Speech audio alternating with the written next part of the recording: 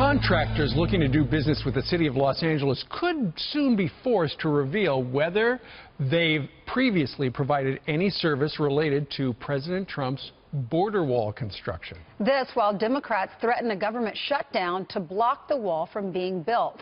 But is it fair for the city to create a political litmus test? Here to weigh in is the board president for the Federation of California Builders Exchange. Tim Murphy joins us from San Francisco. Tim, good morning to you. Good morning.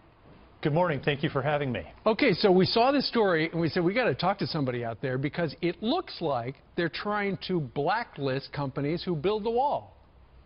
That's exactly what's happening. They're moving beyond the political theater and hyperbole that this issue generates, and they are creating, in fact, a political blacklist, threatening any company that would express an interest, not actually build, but express an interest in working on the border wall. How can they do this? Why is it the city's business whether or not companies are helping build the wall?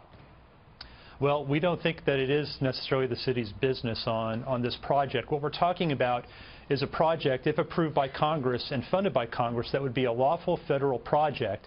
And for any jurisdiction to put restrictions in place that would impose sanctions or threaten companies from doing further work is actually discriminatory in nature, and it shouldn't be allowed to pass. Absolutely. So it sounds like they're trying to shame companies into not doing any work on the wall, right?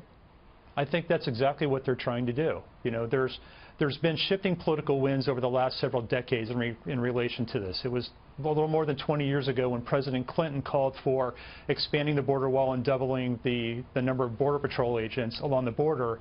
And we've seen that these winds have shifted over the last 2 decades, which is why it's critically important that we insulate bidding practices to reduce the occasions of corruption, fraud, or favoritism. Do you have a list of everyone in that area that does live in the city that might do some local work for the city that is helping with the wall? We don't have any lists like that. What builders exchanges do is we provide our members with information about projects that are available for bidding opportunities. And in this case, because this would be a federally authorized project, I should say, if this moves forward, we would provide that information to our members, and they can make the business decision if they want to bid on the project or not.